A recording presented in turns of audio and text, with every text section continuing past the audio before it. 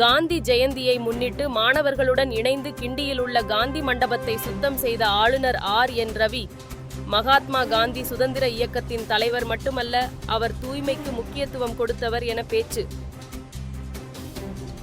நடிகர் ரஜினிக்கு சிறுநீரகம் அருகே ஏற்பட்ட கோளாறு காரணமாக அறுவை சிகிச்சை என தகவல். சென்னை அப்பல்லோ மூத்த மருத்துவர்கள் 3 பேர் அறுவை சிகிச்சையில் ஈடுபட்டுள்ளதாக தகவல். டாஸ்மாக் கடைகளில் மது பாட்டில்களுக்கு பில் வழங்கும் நடைமுறை சோதனை அடிப்படையில் முதற்கட்டமாக ராணிப்பேட்டை மாவட்டத்தில் உள்ள 7 கடைகளில் துவக்கம். திருப்பதி ஏழுமலையால் கோவிலில் நேற்று ஒரே நாளில் சுமார் 66,000 பக்தர்கள் சுவாமி தரிசனம். 5,50,00,000 ரூபாய் காணிக்கை பெறப்பட்டதாக தேவஸ்தானம் தகவல். பராமரிப்பு காரணமாக திருச்சி காரைக்கால் பயணிகள் ரயில் சேவை பகுதியாக ரத்து. இன்று முதல் வரும் 31ஆம் தேதி வரை திருவாரூர் காரைக்கால் இடையே பகுதியாக ரத்து செய்யப்படுகிறது. இந்திய விண்வெளி ஆராய்ச்சி மையத்தில் மருத்துவ அலுவலர், அறிவியல் பொறியாளர், தொழில்நுட்ப உதவியாளர் உள்ளிட்ட 103 காலி பணியிடங்கள். தகுதியுள்ளவர்கள் அக்டோபர் 9ஆம் தேதிக்குள் விண்ணப்பிக்க அறிவுறுத்தல்.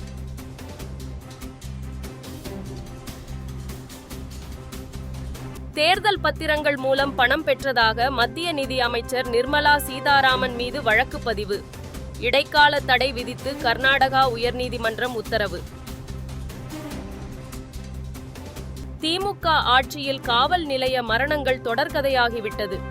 திருச்சி மத்திய சிறையில் கைதி ஒருவர் உயிரிழந்ததாக வரும் செய்தியை சுட்டிக்காட்டி எடப்பாடி பழனிசாமி எக்ஸ் தள பதிவு. பட்டாசு ஆலை விபத்து உயிரிழப்புகள் நேரிடுவதற்கு பாதுகாப்பு வசதிகள், கண்காணிப்பு இல்லாததே காரணம். இழப்பீடு கோரி தாக்கல் செய்யப்பட்ட வழக்கில் பசுமை தீர்ப்பாயத்தை நாடுமாறு உயர்நீதிமன்ற மதுரை அமர்வு உத்தரவு. காவிரி நீர்பிடிப்பு பகுதிகளில் பெய்து வரும் தொடர் மழையால் தமிழக எல்லையான பிலிகுண்டுலுவுக்கு நீர்வரத்து அதிகரிப்பு. நேற்று 13,000 கன அடியாக இருந்த நீர்வரத்து இன்று வினாடிக்கு 14,000 கன அடியாக உயர்வு. சேலம் சங்ககிரி அருகே டிராவல் சூட்கேஸில் அழுகிய நிலையில் இளம்பெண்ணின் சடலம். உடலை மீட்டு மருத்துவமனைக்கு அனுப்பி வைத்து சங்ககிரி போலீசார் விசாரணை. சென்னையில் ஆபரண தங்கத்தின் விலை 240 ரூபாய் குறைவு. ஒரு சவரன் 56,400 ரூபாய்க்கும் 1 கிராம் 7,050 ரூபாய்க்கும் விற்பனை. ஜம்மு காஷ்மீரில் 40 தொகுதிகளுக்கான இறுதிக்கட்ட வாக்குப்பதிவு மும்முரம். ஆர்வத்துடன் ஜனநாயக கடமையாற்றி வரும் மக்கள். முடா வழக்கில் கர்நாடக முதலமைச்சர் சித்தராமையா மீது வழக்கு பதிவு.